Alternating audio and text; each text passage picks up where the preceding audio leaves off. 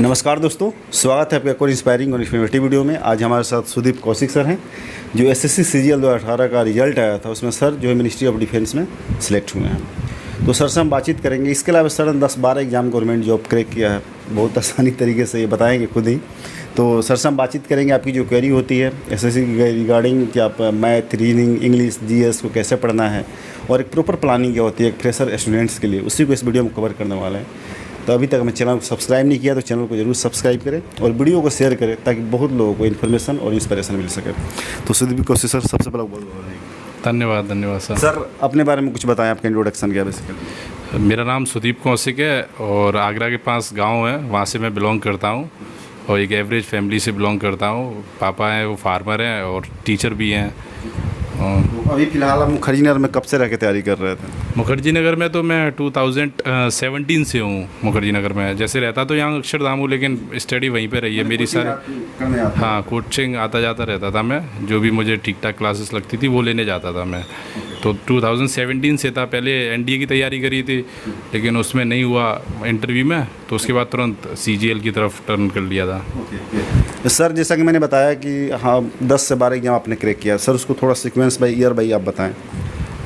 जैसे first of all मैं क्या था कि 2017 में मैंने एग्ज़ाम्स दिए थे, लेकिन मैं बहुत सारे एग्ज़ाम्स में मेरिट आउट हो गया था। इवन बहुत छोटे छोटे एग्ज़ाम्स में, जैसे कांस्टेबल हुआ, CRPF हेड कांस्टेबल हुआ, उस समय में मेरिट आउट हो गया था। लेकिन उसके बाद फिर मैंने अपनी पढ़ाई कंटिन्यू रखी और उसके बाद कंटिन्यूस 10 से जैसे 12 एग्ज़ाम क्रैक करे, जिसमें से SSC के 2018 से अभी तक सारे एग्ज़ाम, जैसे SSC CHSL 2018, CHSL 2019, CGL 2018, even अभी CGL 2019 का रिजल्ट आया है वो भी मेरा क्लियर है। और CPO 18, 19, 20 तीनों ईयर के CPO क्लियर हैं। और SSC phase 7 fire sub inspector भी क्लियर है। और उसके बाद मैंने 4-5 बार CDS भी दे रखा है, उसका भी रिटन क्लियर है। और दिल्ली सबॉर्डिनेट्स, मतलब काफ़ी एग्ज़ाम्स तो काफ़ी क्लियर हुए हैं एक बार अच्छे से तैयारी करने के बाद। आपने कब सोचा कि हमें कुछ ऐसा लगा, आप जैसे बता रहे थे कि हम ट्यूशन पढ़ा लेते हैं या फिर टीचिंग कर लेंगे, तो फिर आप SSC की तरफ मूव किया, भैया का बहुत सपोर्ट रहा उसमें, तो आपने कब डिसाइड किया कि नहीं मुझे अब चलना है गवर्नमेंट जॉब की प्रिपरेशन करनी है? डिसाइड तो मैंने 2007 मतलब 12th करने के बाद ही डिसाइड कर लिया था कि मुझे प्रिपरेशन करना है, गवर्नमेंट जॉब में ही करना है, और डिफेंस ही मेरी शुरू से चॉइस रही थी, फर्स्ट चॉइस। तो ऐसे एक छोटा सा इंसिडेंट था कि मतलब बड़े भाई ने तैयारी करी थी गवर्नमेंट जॉब की, तो उनका नहीं हो पाया था, तो उनका मतलब मन था कि जो मैं नहीं कर पाया वो मेरा कम से कम छोटा भाई करे। और ऐसा भी होता है जैसे हमारे गांव का कल्चर है कि अगर किसी की जॉब लग जाती है तो मतलब एकदम वो सुप्रीम उससे देखा जाता है। तो उस टाइम लगी हुई थी, कुछ लोगों की जॉब वॉब भी लगी हुई थी, तो थोड़ा मतलब एक तरीके से क्रिटिसिज्म सा होता था कि इनकी जॉब है, इनकी जॉब नहीं है। तो वो उस टाइम से ही मेरा मन था कि नहीं, जॉब तो करनी है, अच्छी करनी है। सर जो है कि प्रिपरेशन के दौरान आपका टाइम टेबल क्या हुआ करता था, कैसे आप पढ़ाई को मैनेज करते थे टाइम? ऐसा कुछ नहीं है सर कि मेरा कोई 8 से 10 घंटे वाला टाइम टेबल या ये सब टाइम टेबल, मैंने मैक्सिमम 4 से 5 घंटे पढ़ाई करी होगी, मैक्सिमम इतने करी होगी। 4 घंटे 5 घंटे में बस मैक्सिमम, हाँ मतलब कंसिस्टेंटली करी है इतनी। तो थोड़ा एग्ज़ाम टाइम में थोड़ा बढ़ा देते थे, क्योंकि मेरा जैसे मैथ शुरू से ठीक रहा है, तो इतना दिक्कत नहीं हुई थी, कहीं पे मैनेज कर लेते थे पढ़ाई को 5 घंटे में भी। उसके बाद कोचिंग वोचिंग चले जाते थे, जैसे इंग्लिश और मैथ की मैंने एक ही बार कोचिंग ली है, उसके बाद कभी कोचिंग नहीं ली। तो उसी तरीके से 4 से 5 घंटे पढ़ाई करी थी, बस ऐसा कुछ का नहीं। सर अब आते हैं सब्जेक्ट वाइज, थोड़ी सी आपकी स्ट्रेटेजी क्या रही थी उस पर बात करें। सबसे पहले सर मैथ की अपनी स्ट्रेटेजी शेयर करें कि मैथ्स का अपना कौन कौन सा बुक पढ़ा है, किस टीचर से आपने कोचिंग लिया है, और आपकी प्रॉपर स्ट्रेटेजी मैथ के लिए क्या थी? मैथ क्या है कि मतलब CGL अगर किसी को क्लियर करना है तो 2 ही सब्जेक्ट सबसे मेन है, एक मैथ और एक इंग्लिश। जैसे ओवरऑल 700 मार्क्स का पेपर होता है, जिसमें से अगर रीजनिंग 50 नंबर का GS उठा दिया जाए तो बचा 600 नंबर मैथ और इंग्लिश के होते हैं। मतलब ये 2 अगर जिसके अच्छे हैं तो वो अच्छी रैंक ला सकता है। जिसमें मैथ मेरा बहुत प्लस पॉइंट था, तो मैथ में मेरा शुरू से मतलब अच्छा स्कोर हो जाता था।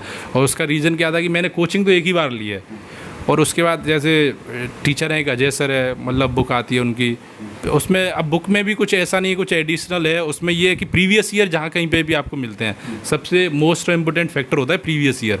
जो जितने प्रीवियस ईयर सॉल्व कर लेगा, मैंने कम से कम मतलब 800 से 1000 पेपर प्रीवियस ईयर सॉल्व करे होंगे मैथमेटिक्स के। ना किसी कोचिंग इंस्टीट्यूट के करे हैं पेपर, ना किसी के, लेकिन प्रीवियस ईयर बहुत वाइटल रोल प्ले करते हैं स्ट्रेटेजी के तौर पर। मैंने सर की बुक सॉल्व करी है। कौन मैथ के लिए किसका बुक? राकेश यादव सर की बुक सॉल्व करी, उनके क्लास नोट सॉल्व करें, और एक उनकी एडवांस की बुक आती है, और वही मैंने करा है। सिर्फ ऐसा कुछ नहीं मेंस के लिए कहीं अलग से तैयारी करी या किसी अलग से बैच पढ़ा हो, ऐसा कुछ नहीं। वही मतलब बेस अगर तुम्हारा क्लियर है तो सारा सब कुछ वही पूछा जाता है। तो मैथ की तो यही स्ट्रेटेजी रही है कि मैंने वही बुक्स, 2 बुक्स हैं मेरे पास, वो मैंने कम से कम 10 से 12 बार करी हैं। यहाँ पे ये मेरी दोनों बुक्स रखी हुई हैं। ये तो जैसे क्लास नोट्स वाली है, और ये एडवांस वाली बुक है। तो जैसे मैं क्या है कि इनमें टिक लगा देता हूँ मैं जितनी बार करता हूँ। तो आप देख सकते हो जैसे ये प्रीफेस में टिक लगे हुए हैं। इतनी बार मैंने एक बार बुक सॉल्व करी, 2 बार, 3 बार, 4 बार, 5 बार, मतलब एक ही बुक मैंने सॉल्व करी है कंटिन्यूस, जब भी कोई भी एग्जाम आया है। और ऐसा नहीं है कि अलग अलग बुक्स मैंने सॉल्व करी हैं। तो मैथ की तो यही स्ट्रेटेजी रही है, सबसे प्रीवियस ईयर मेन है, मतलब ये ओवरऑल। सर इंग्लिश के लिए कैसा अपना स्ट्रेटेजी बनाया था, और इंग्लिश के लिए कैसे प्रिपरेशन किया जाए तो बेहतर से बेहतर मार्क्स उसमें लाया जा सके? इंग्लिश एक मेरा थोड़ा चैलेंजिंग सा रहा था, क्योंकि शुरू में जैसे PCM पढ़ के आए थे तो इंग्लिश में इतना मन नहीं लगता था। लेकिन हमारे एक टीचर हैं, टीचर मिले तो उनने मतलब इंग्लिश को एकदम बहुत ही ईजिली पढ़ा। वो अजय सर हैं, इंग्लिश के, मुखर्जी नगर में पढ़ाते थे पहले और अभी भी हैं। तो उनका मतलब इंग्लिश उनसे अगर पढ़ोगे तो आपको बहुत ईजी लगेगा ही नहीं कि इंग्लिश या ग्रामर जिस तरीके से आजकल रटना वो सब चल रहा है। तो उस टाइम क्या था, मेरा स्कोर इंग्लिश में होता नहीं था। इंग्लिश में 50 में से स्कोर होता था 17, 18, मतलब 20 हो गए तो बहुत। इवन एक बार तो मेरे 11 नंबर आए थे CHSL के पेपर में, 11 नंबर 50 में से, तो बहुत डिमोटिवेट हुआ। लेकिन सर ने जैसा बताया, सर एक चीज़ बताते थे इंग्लिश में मेन, कि हमेशा प्रीवियस ईयर 150 पेपर उठाओ और 150 पेपर को 5 बार सॉल्व करो, कम से कम मिनिमम है। तो उससे क्या है कि तुम्हारी एक तो टाइम का मैनेजमेंट शुरू होगा कि टाइम कैसे मैनेज करना है, ये समझ आएगा तुम्हें। एक उससे क्या है कि तुम्हारा माइंड सेट होगा कि एग्ज़ाम में कैसा पूछा गया है। अगर तुम कहीं किसी इंस्टीट्यूट के करोगे तो वो उस लेवल के नहीं होंगे। तो सर का मैंने नोट्स बनाए हुए हैं, अजय सर के नोट्स भी हैं मेरे पास, ये मैंने भी दिखाए थे। ये अजय सर के नोट्स बनाए हुए हैं मैंने, पूरे इंग्लिश उन्हीं से पढ़ी है, और उनके अलावा इंग्लिश कहीं से नहीं पढ़ी मैंने। और उनसे ही वोकैब, जैसे उनका क्या है कि वोकैब भी कराते हैं, बहुत अच्छे लेवल की वोकैब कराते हैं। तो उनसे एक बार वोकैब करने के बाद ये हो गया था कि मतलब एग्ज़ाम में मेरी वोकैब कभी गलत नहीं हुई। 100 में से 100 मार्क्स आते थे वोकैब में, वोकैब गलत नहीं हुई। तो वहाँ से इंग्लिश बहुत अपलिफ्ट हुई थी। सर की बुक भी है, अजय सर की वोकैब मंत्रा है, और एक अजय सर की है प्रैक्टिस मंत्रा। ये दोनों बुक भी हैं, दोनों बहुत अच्छे लेवल की बुक हैं। तो इन्हें करोगे तो ये भी बहुत मतलब बेनिफिशियल रहेंगी। सर रीजनिंग और जीएस का कितना इंपॉर्टेंट रोल है, अगर उसमें एवरेज भी है तो क्या चल सकता है काम? देखो रीजनिंग का तो इम्पोर्टेंट रोल है, क्योंकि रीजनिंग एक ऐसा सब्जेक्ट है कि मतलब एक तरीके से समझ सकते हो तो फ्री के मार्क्स हैं वो। अगर किसी थोड़ा बहुत लॉजिकल बंदा है जिसे मैथ आता है तो वो रीजनिंग में फ्री के मार्क्स हिट कर सकता है, उसमें 50 मार्क्स आते हैं। तो रीजनिंग क्या है, तुम किसी भी टीचर से पढ़ लो, ये मतलब रीजनिंग में कोई ये तो है नहीं कि कोई मेंस लेवल का कोई क्वेश्चन या ऐसा लेवल कुछ नहीं होता उसमें ये होता है तुम्हें प्रीवियस ईयर आते हैं और टॉपिक्स क्लियर हैं और कि ऐसे कंसेप्ट क्लियर है कि ये होगा, तो किसी भी टीचर से पढ़ लो, रीजनिंग हो जाएगा उसके बाद। और जिसका मैथ अच्छा होता है ऑलरेडी वो रीजनिंग कर लेता है। रीजनिंग कोई बुक बताइए। रीजनिंग का जैसे मैंने तो प्रीवियस ईयर ही करा है, किरण का एक बुक आता है रीजनिंग का, तो मैंने प्रीवियस ईयर और सारे एग्जाम्स के मैंने वो ले रखे हैं पेपर, जैसे CPO हुआ, SSC 2001 से लेके सारे पेपर ले रखे हैं, तो उन्हीं से सॉल्व कराया रीजनिंग। तो मैंने पूरा ऐसा कुछ खास नहीं है रीजनिंग का। और SSC के GS के लिए थोड़ी सी स्ट्रेटेजी बता दीजिए। GS सबसे लो स्कोरिंग सब्जेक्ट मेरा GS ही रहा है। GS इवन मेरा 2018 में मैं सिलेक्टेड हूँ, लेकिन GS में मेरे 9 मार्क्स हैं बस 50 में से। 50 में 9 मार्क्स हैं। मैंने एक तो कभी पढ़ा भी नहीं है GS इतना खास, लेकिन मतलब कहते हैं कि वो उसमें क्या है कि जैसे जितना भी ज़्यादा टाइम दे लो लेकिन वो इतना मार्क्स स्कोर कर नहीं पाता, तो वो कभी पढ़ा नहीं। अब जब सिलेक्शन हो गया, अब इसके बाद GS ही पढ़ेंगे, इसके बाद GS पढ़ के ही देखेंगे, तो उसमें कभी ज़्यादा मेरा स्कोर रहा नहीं है। सर बहुत सारे फ्रेशर आप इस वीडियो को देखेंगे, सुनेंगे, आपको आप एक टॉपर हो, तो अगर इनिशियल स्टेज में कभी आप भी रहे होंगे, स्टार्टिंग के हिसाब आपने भी किया होगा, आगे चल के आप अनुभवी होंगे, आप सेलेक्ट होंगे, 10-12 एग्जाम आपने क्रैक किया है, लेकिन जो फ्रेशर हैं वो ज़्यादा भटके ना, उनको ज़्यादा परेशानी ना हो, तो उनके लिए आप क्या स्ट्रेटेजी देना चाहेंगे कि वो कैसे टू द पॉइंट रहें? फ्रेशर्स की सबसे कॉमन क्वेरी तो यही रहती है, जैसे जब वो प्रीवियस ईयर एक कहा जाता है कि प्रीवियस ईयर करो, प्रीवियस ईयर वो सुन तो लेते हैं हर जगह से, लेकिन जब उन्हें करने बैठते हैं तो उनके मार्क्स उतने नहीं आते उसमें, तो वो उससे मतलब डिमोटिवेट होते हैं और उन्हें लगता है कि पता नहीं हमारा होगा या नहीं होगा। बस यही टर्निंग पॉइंट है। अगर तुमने ये सोच लिया होगा या नहीं होगा तो क्लियर है कि होगा ही नहीं उसका, और अगर तुम यही सोच रखा है कि होगा ही होगा तो वो 100% होगा। जैसे मार्क्स किसी के कम आ रहे हैं तो कोई बात नहीं कि हो सकता है तुमने वो चीज़ें ना पढ़ी हो।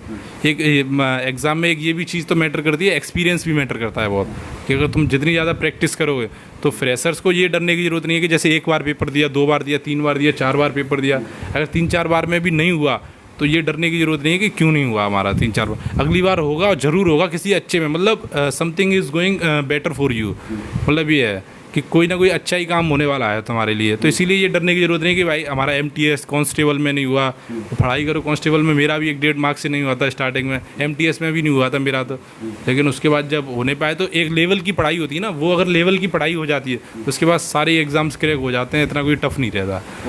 और भटके ना ज़्यादा से ज़्यादा, मतलब ये है कि 2 महीने तैयारी कर ली फिर छोड़ दी, ये ना करें। बस ये करोगे तब तो नहीं हो पाएगा, मतलब कंटिन्यूटी रहे तैयारी में। अभी सर लास्ट क्वेश्चन आपके सामने मैं रखना चाहता हूँ। मेरे यूट्यूब चैनल के माध्यम से, स्टूडेंट्स विंडो के माध्यम से आपको तमाम लोग सुनेंगे, तमाम फ्रेशर होंगे, उसमें कुछ ऐसे भी होंगे जो प्री हो रहा है, मेंस नहीं हो रहा है, मेंस हो रहा है और टियर 3 नहीं हो पा रहा है, उनके लिए आपका क्या मैसेज है? उनके 2 शब्द कहें कि आप उन्हें क्या कहना चाहते हैं, क्योंकि आप टपर हैं, मिनिस्ट्री ऑफ डिफेंस में जाकर आपसे अपना सर्विस देंगे, तो उनके लिए क्या कहना चाहेंगे? सबसे पहली बात तो यही है कि जैसे सर का जो यूट्यूब चैनल चल रहा है उससे बहुत सारी मोटिवेशंस मिलती हैं, बहुत टॉपर्स के इंटरव्यू लेते हैं, तो वो टॉपर्स के इंटरव्यू इसीलिए हैं कि वो तुम्हें मतलब मोटिवेटेड करे रहे हैं वो टाइम टू टाइम। वो सारे बहुत सारी ऐसी क्वेरी, क्योंकि ऐसा नहीं होता कि हर कोई बंदा सोचता है कि मेरी लाइफ में बहुत सारे चैलेंजेस हैं, कि मेरी लाइफ मतलब बेकार चल रही है, मैं ही मतलब उससे गुजर रहा हूँ, बहुत ज़्यादा दिक्कत है। ऐसा नहीं होता, हर किसी के साथ वैसा ही होता है और शायद तुमसे बेहतर होता है, मतलब हर कोई उसी लाइफ से गुजरा। तो ऐसा नहीं है कि मतलब तैयारी छोड़ दो या तैयारी ना रखो, तैयारी अपनी कंटिन्यू रखो, जैसे भी हाल है, घर में या बाहर या कहीं रह रहे हो वहाँ पे तैयारी अपनी कंटिन्यू रखो, और सिलेक्शन तो होना ही है, एक दिन ज़रूर हो ही जाएगा सिलेक्शन तो। Okay sir, thank you so much, बहुत प्रोसेस समय निकाल कर आपने हमसे बात किया है, और उम्मीद करते हैं कि जिस डिपार्टमेंट में आप होंगे आगे चलकर और उन्नति आप पाएंगे। हाँ, तो ये हमारे साथ है सुदीप कौशिक सर, जिनसे हमारी बातचीत हुई, ये SSC में सेलेक्ट हुए हैं। डेफिनेटली इस वीडियो को देखने के बाद आपको मोटिवेशन मिला होगा, एक इंस्पिरेशन मिला होगा, और इन्फॉर्मेशन तो मिलेगा ही डेफिनेटली। सर ने अपनी स्ट्रेटेजी बताई है, तो प्लीज़ इस वीडियो को ज़्यादा लाइक करें और शेयर करें, और चैनल पहली बार आया तो चैनल को सब्सक्राइब करना ना भूलें। मिलेंगे किसी और नए टॉपर के साथ।